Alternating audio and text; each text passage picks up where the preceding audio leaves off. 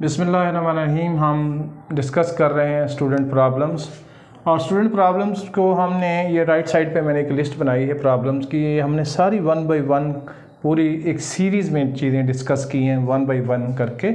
और इसमें हमने ये देखा था कि ये वो स्टूडेंट्स, वो बच्चे जो कि क्लास प्रेप से शुरू हो जाए, नर्सरी से शुरू हो जाए और ऑनवर्ड चलते जाएं, तो इनकी ये प्रॉब्लम हर लेवल के मौजूद होते हैं और हर लेवल पे ये वो चीज़ें फेस करते हैं। कुछ इसको सॉल्व करके आगे बढ़ जाते हैं और कुछ जो है इनको दरखुरे इतना नहीं समझते, इग्नोर करके आगे बढ़ जाते हैं। जहाँ इग्नोर करके आगे बढ़े हुए हों तो फिर इनमें से वो ये चीज़ें सॉल्व करके ना गए हों, इनको फेस करके ना गए हों, अंडरस्टैंड करके ना गए हों, तो उनके लिए एक बहुत बड़ा चैलेंज आगे खड़ा होता है जो उनका मुस्तकबाल करने के लिए मौजूद होता है, जिसको हम कहते हैं टेक्स्ट एंग्जाइटी।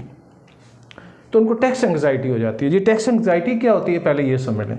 वो ये होता है कि ऐसे बच्चे रिटन फॉर्म में कुछ भी हो, वो रिटन फॉर्म में पेपर है, वो टेस्ट है, वो बुक की फॉर्म है, न्यूज़पेपर की फॉर्म है, तो वो रिटन टेक्स्ट से डरना शुरू कर देते हैं। जैसे यानी उन्हें कहना किताब पढ़ना है, अभी पढ़नी शुरू नहीं की तो उनको पहले टेंशन होनी शुरू हो जाती है। क्यों शुरू हो जाती है? तो अक्सर बेशतर हम जो है वो कहते हैं कि नहीं, बच्चों के अंदर रीडिंग हैबिट डेवलप करनी चाहिए, ये बच्चे क्यों किताबों से भागते हैं। तो लिहाजा शौक़ ना होना और बात है, और उस पढ़ने का स्किल ही ना पास होना। जो शौक़ को चीज़ें अकिप करती हैं वो है ही नहीं इक्विपमेंट उसके पास, यानी इनमें से किसी चीज़ के साथ वो अकिप नहीं है।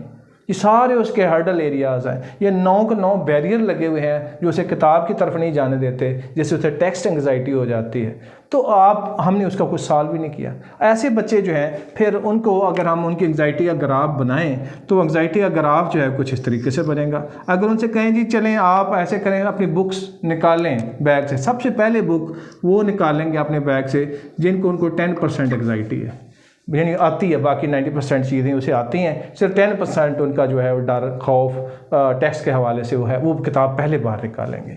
इसी तरीके से 20% वाली उसके बाद निकालेंगे, 50% वाली 50% है, और इससे नीचे वाली जहाँ पर टेक्स्ट एंग्जाइटी का लेवल बहुत हाई होगा वो उसकी शक्ल देखने के रवादार नहीं होंगे। मिसाल के तौर पर वो बच्चे जिन्हें मैथ्स अच्छा नहीं लगता, यानी मैथ में ये सारी चीज़ें, मैथ में ये प्रॉब्लम तो नहीं होंगे, मैथ के प्रॉब्लम होंगे, वो इतने बढ़ गए हैं कि अब उन्हें समझ ही कुछ नहीं आती, तो उन्हें वो किताब, मैथ की किताब की शक्ल देखना भी गवारा नहीं करते होंगे।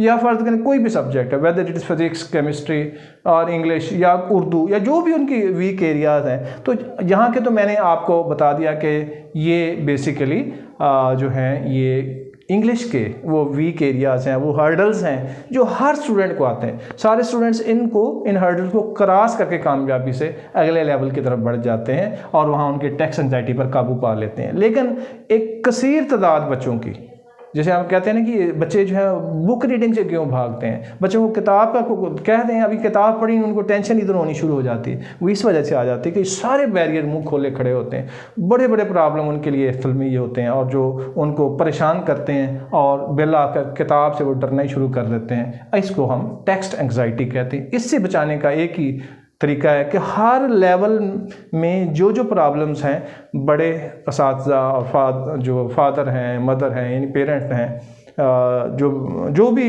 एजुकेशन के ज़िम्मेदार लोग हैं, उस्ताद इकराम हैं, सारे उन्हें कोशिश करनी चाहिए कि उनके ये जो बैरियर है इनको डिसजेस्ट कर दें। Thank you very much.